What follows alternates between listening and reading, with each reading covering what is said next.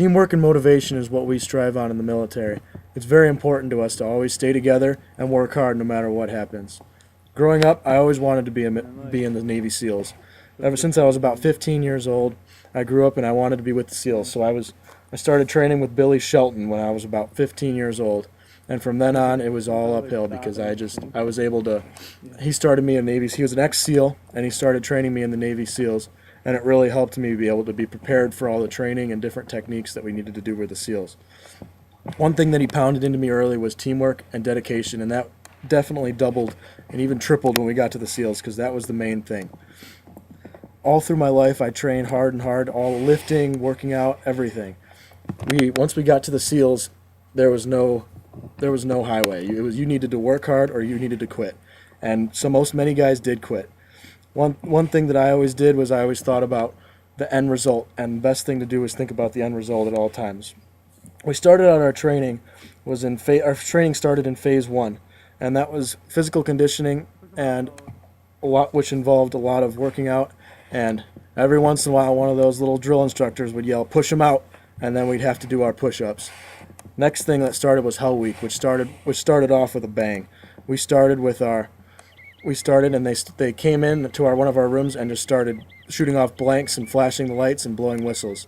This was really scary, and then that started one of the worst weeks and most difficult weeks of my entire life.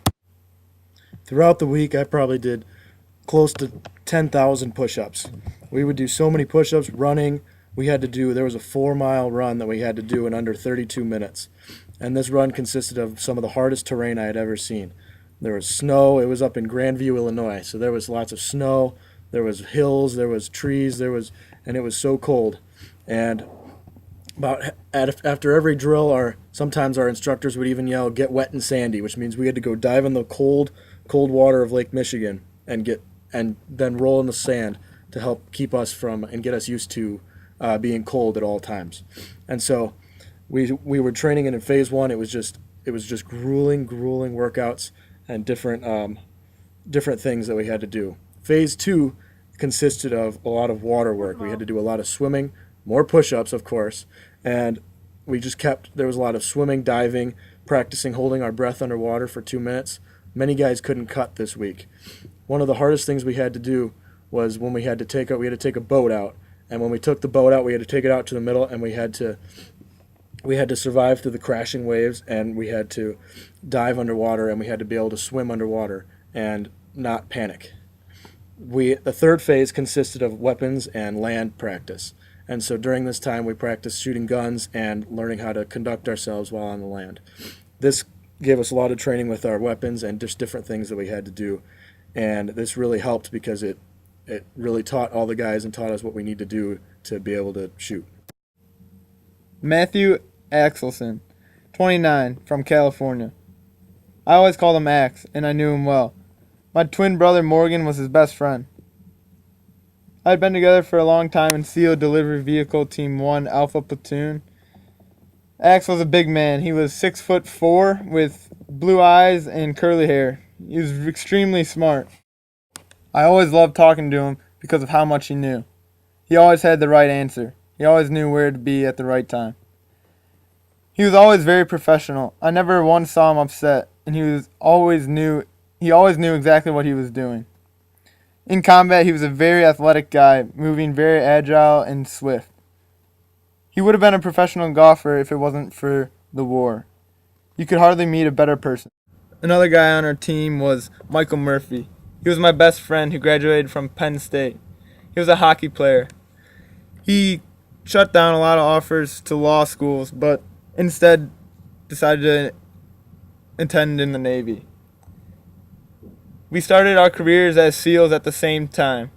We used to hang out together all the time, and I could honestly say no one else made me laugh more. He was a very strong swimmer, loved to read, was pretty jacked, but he had one flaw. He was slow. And I think the reason that we're such good friends is because of our love and devotion for smart aleck remarks. As we were surveying the camp where Ahmad Shah was, we slept at night, woke up to goat herders walking around who were part of the Taliban. They saw us, so we were forced to capture them. The mission was blown, so we had 3 options. Either let them go, leave them there tied up where they would probably be eaten by wolves, or kill them. We decided to let them go, and they reported to the Taliban where we were. Eventually, the Taliban caught up to us and they ambushed us. When we were ambushed, it was a very tough fight. Danny, Axe, and Mike were killed. Mike was killed going up to call for air support to come save us. The air support came in, but one of the planes was also shot down, killing many of my friends on board as well. When this plane was shot down, another plane was forced to leave. This caused me, I was left alone, and I was knocked out, and I ended up hiding, and I needed to go hide because I needed to wait for the Taliban to leave. So I pretended like I was dead, which I pretty much was at this point, and I ended up hiding underneath a rock, and this helped me. I didn't know where my team was. I wasn't sure if they were alive, and I didn't know what to do, and so I just stayed put and hoped that rescue came, and eventually it actually did. One of the local Pashtun villagers came to save me. When he came, he found me, and he pulled me into his home, and he took me into his home to help me. When he took me in there, he ended up saving my life. He helped nurse me back to health until American troops were able to come and save me. These troops came in and they helped me, and they brought me home back to America. I owe it to these Pashtun people who saved me, because without them I would be dead, and I would have never lived. They nursed all my wounds and every issue I had, and I thank them for my life.